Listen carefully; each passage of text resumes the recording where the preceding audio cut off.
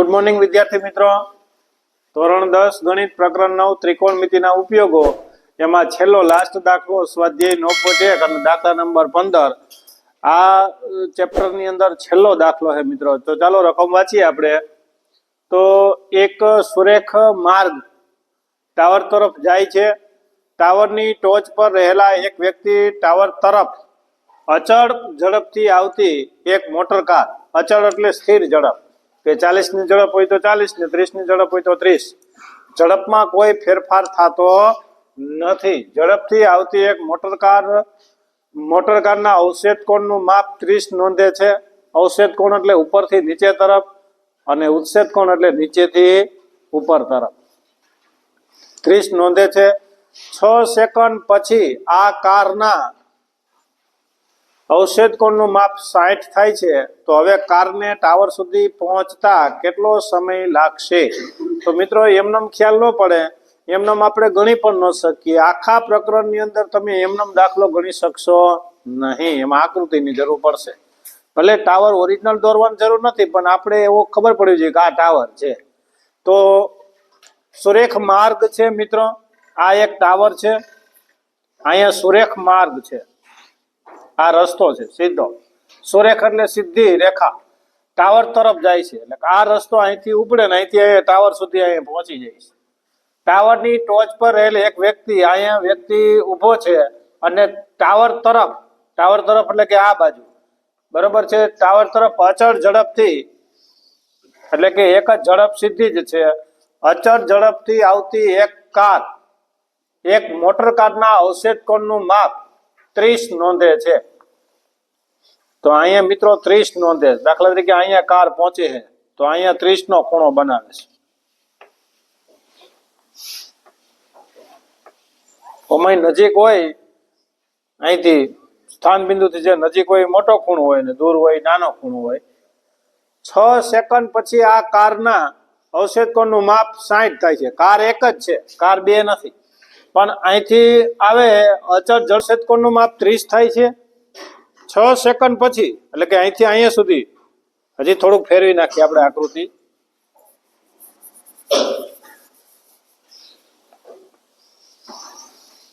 સારી લાગે. 60 થાય છે.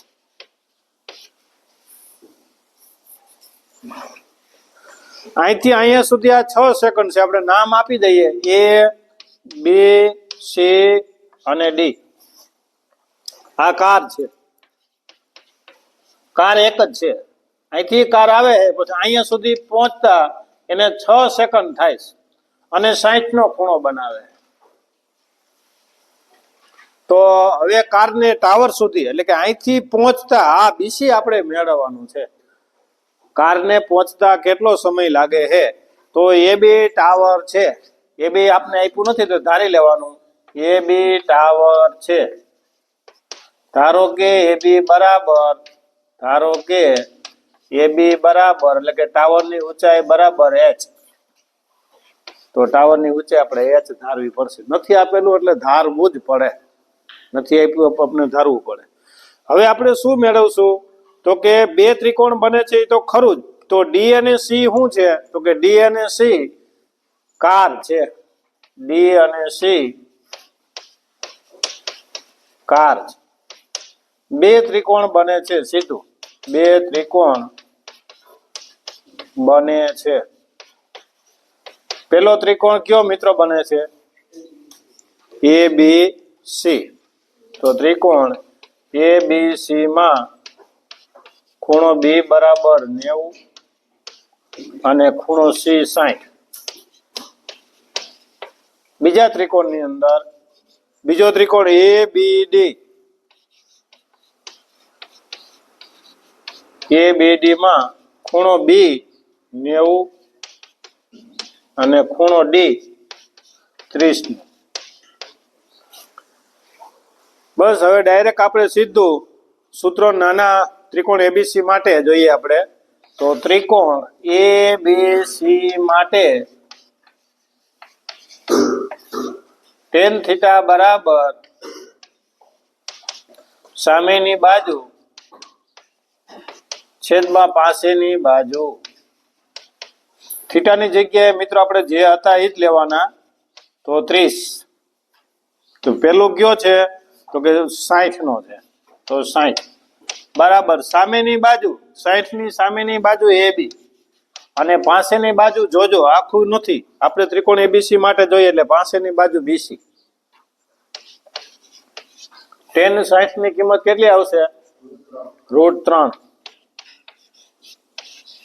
બરાબર AB એટલે આપણે H ધાર્યું અને BC એમના ગુણાકારમાં છે અને ભાગાકારમાં મોકલો મિત્રો.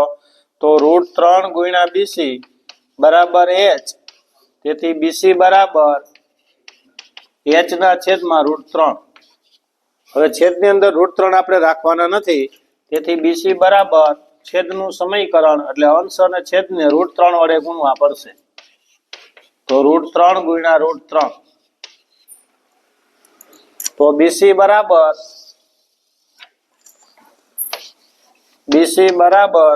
√3H અને છેદની અંદર 3. √3 ગુણ્યા √3 એટલે ખાલી 3. √3H અને √3 ગુણ્યા √3 એટલે 3. આ BC ની કિંમત આપને મળી. ત્યાર પછી આપણે બીજા ત્રિકોણ માટે જોઈએ.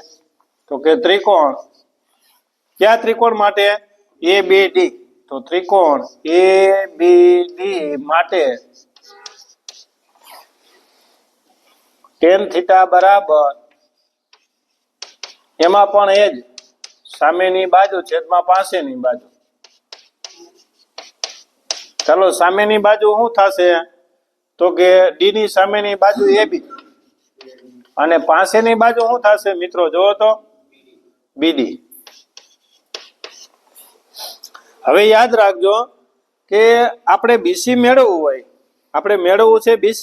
તો BC મેળવવું હોય તો આ આપને ખબર હોવી જોઈએ કે BC બરાબર આખામાંથી BD બરાબર CD બાદ કરવું પડશે. આપણે મેળવવાનું છે BC. તો જો મારે BC જોતું હોય તો BD માંથી હું CD બાદ કરી નાખું એટલે BC મને મળી જાય. તો ચાલો જોઈએ BD. તો થીટાની જગ્યાએ જે હોય 30 નાનો ખૂણો, સામેની બાજુ AB એટલે H જ અને BD એમ નામ જ. BD આપને નથી ખબર. tan 30 ની કિંમત કેટલી આવશે? 1/√3 બરાબર H ની જગ્યાએ તમે મૂકવાનું નથી, કાંઈ મૂકવાનું નથી. આપણે જોશું BC ની જગ્યાએ શું મળ્યું એ ઓમાં કિંમત મૂકવાની છે આપણે. H એમ નામ જ અને BD પણ એમ નામ જ. હાલો કરો ચોકડી ગુણાકાર. તો BD તમને શું મળશે સીધું? બોલો તો BD બરાબર √3H. અહીંયા સુધી આપણે પૂછ્યા BC અને BD બરાબર √3H અને BC બરાબર √3H. હવે મારે જો આમાં કિંમત મૂકવાની, મારે જોઈએ છે BC. હવે તમારી પાસે BC તો છે જ. જો BC તમને મળ્યું છે √3H છેદમાં 3. પેલા આ આપણે મેળવવું પડશે, પછી જ ખબર પડશે કે ભાઈ અહીંથી અહીંયા સુધી કેટલું અંતર કાપ્યું, કેટલા સેકન્ડની અંદર? 6 સેકન્ડની અંદર. પછી આપને દાખલો થશે. તો ચાલો જોઈએ આમાં મૂકીએ કિંમત. તો BC ની જગ્યાએ √3H અને છેદની અંદર 3 બરાબર BD મળ્યું આપને. શું મળ્યું? √3H અને માઇનસ CD. હવે CD ને આ બાજુ લઈ લ્યો. જોજો CD ને હું આ બાજુ લઈ લઉં એટલે માઇનસ C પ્લસ થઈ જશે અને આ પ્લસ C શું થઈ જશે? માઇનસ થઈ જશે. CD જોઈએ એટલા માટે. તો CD બરાબર આ બાજુ લીધું. આ √3H ત્યાં રાખવાના જ છે પણ માઇનસ √3H અને છેદની અંદર 3. અહીંયા છેદમાં કાંઈ ન હોય એટલે 1 ને હવે કરો ચોકડી ગુણાકાર. હાલો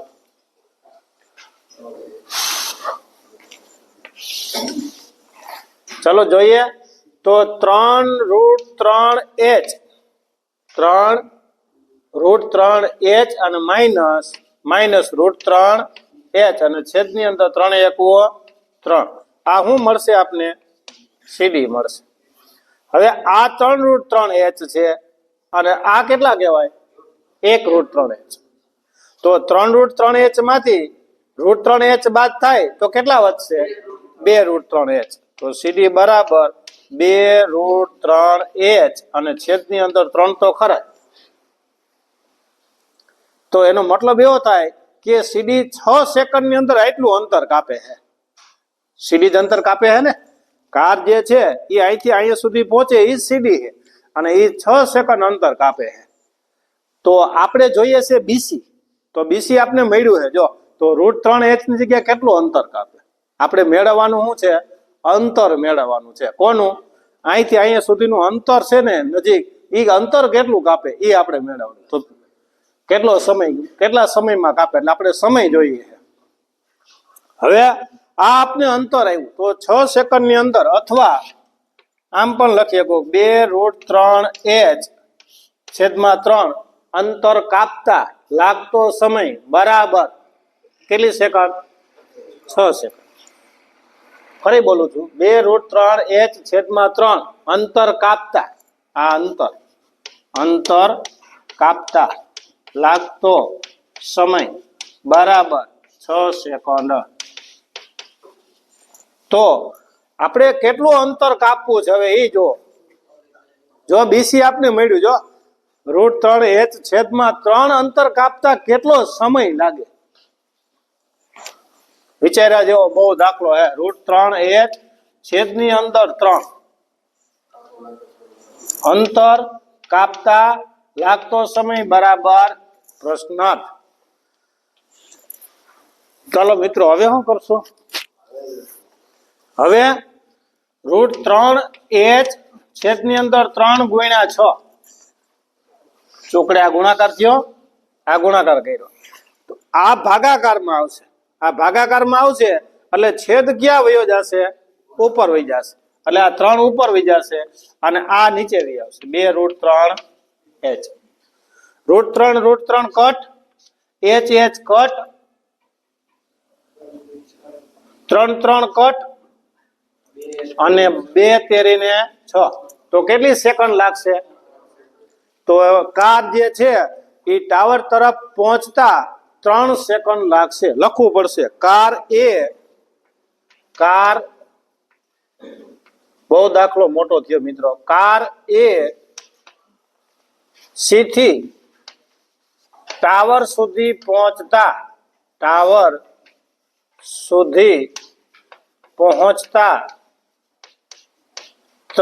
સેકન્ડ, ટાવર સુધી પહોંચતા કેટલો સમય? તો કે 3 સેકન્ડ જેટલો સમય લાગશે. મિત્રો આટલું આ લખવું જ પડશે તમારે.